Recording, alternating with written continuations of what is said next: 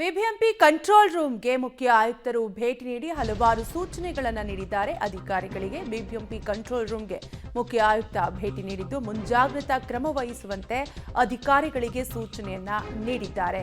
ಮರಗಳು, ರಂಬೆ, ಕೊಂಬೆ ಉರುಳಿದ್ರೆ ತುರ್ತು ಕ್ರಮಕ್ಕೆ ಸೂಚನೆಯನ್ನ ನೀಡಲಾಗಿದೆ.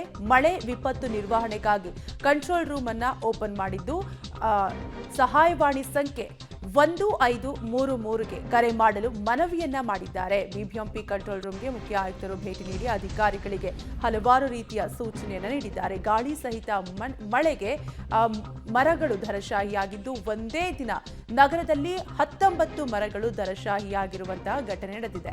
33 ಕಡೆ ಮರದ ರೆಂಬೆ ಕೊಂಬೆ ಬಿದ್ದು ಹಾನಿಯಾಗಿದ್ದು ಬಿಬಿಎಂಪಿ ಸಿಬ್ಬಂದಿಯಿಂದ ಈಗಾಗಲೇ 6 ಮರಗಳನ್ನು ತೆರವು ಮಾಡಲಾಗಿದೆ. ಒಟ್ಟಾರೆಯಾಗಿ ಮಳೆಗೆ ಹಲವಾರು ರೀತಿಯ ಅವಾಂತರ ಉಂಟಾಗಿದ್ದು 13 ಮರದ ರೆಂಬೆಗಳ ತೆರವು ಮಾಡಿದ್ದಾರೆ ಸಿಬ್ಬಂದಿ.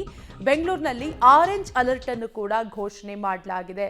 ಒಟ್ಟಾರೆಯಾಗಿ ಗಾಳಿ ಮಳೆಗೆ ಹಲವಾರು ರೀತಿಯ ಅವಾಂತರ ಉಂಟಾಗಿದ್ದು ಏಕಾಏಕಿ ನಿನ್ನೆ ಸಂಜೆಯಿಂದಲೂ ಕೂಡ ಬೆಂಗಳೂರಿನಲ್ಲಿ ಧಾರಾಕಾರ ಮಳೆಯಾಗ್ತಾ ಇದ್ದು ಇವತ್ತು ಕೂಡ ಹಲವೆಡೆ ಮರಗಳು ಧರಶಾಹಿಯಾಗಿದೆ. ಸಿಬ್ಬಂದಿಗಳು ಮರಗಳನ್ನು ತೆರವು ಮಾಡೋ ಕಾರ್ಯಾಚರಣೆಯನ್ನು ಕೂಡ ನಡೆಸ್ತಾ ಇದ್ದಾರೆ. ಇದೆಲ್ಲದರ ಬಗ್ಗೆ ಬಿಬಿಎಂಪಿ ಕಂಟ್ರೋಲ್ ರೂಮ್ಗೆ ಮುಖ್ಯ ಆಯುಕ್ತ ಭೇಟಿ ನೀಡಿ ಅಧಿಕಾರಿಗಳಿಗೆ ಹಲವು ರೀತಿಯ ಸೂಚನೆ ಸಲಹೆಗಳನ್ನು ನೀಡಿದ್ದಾರೆ. ಜೊತೆಗೆ ಸಹಾಯವಾಣಿ ಸಂಖ್ಯೆ 1533ಗೆ ಯಾವುದೇ ರೀತಿಯಾದಂತಹ ತೊಂದರೆಯಾದಲ್ಲಿ ಕರೆ ಮಾಡಲು ಮನವಿಯನ್ನು ಕೂಡ ಮಾಡಿದ್ದಾರೆ.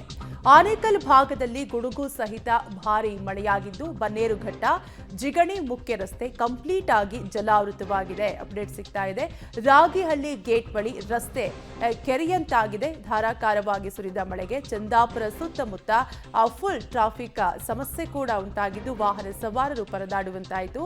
ಜಲಾವೃತಗೊಂಡ ರಸ್ತೆಯಲ್ಲೇ ಸಂಚರಿಸಲಾಗದೆ ವಾಹನ ಸವಾರರು ಪರದಾಡಿದ್ದು ಪಾದಚಾರಿಗಳು ಮತ್ತು ದ್ವಿಚಕ್ರ ವಾಹನಗಳು ಮಳೆಗೆ ಸಾಕಷ್ಟು ಪರದಾಡುವಂತಾಯಿತು.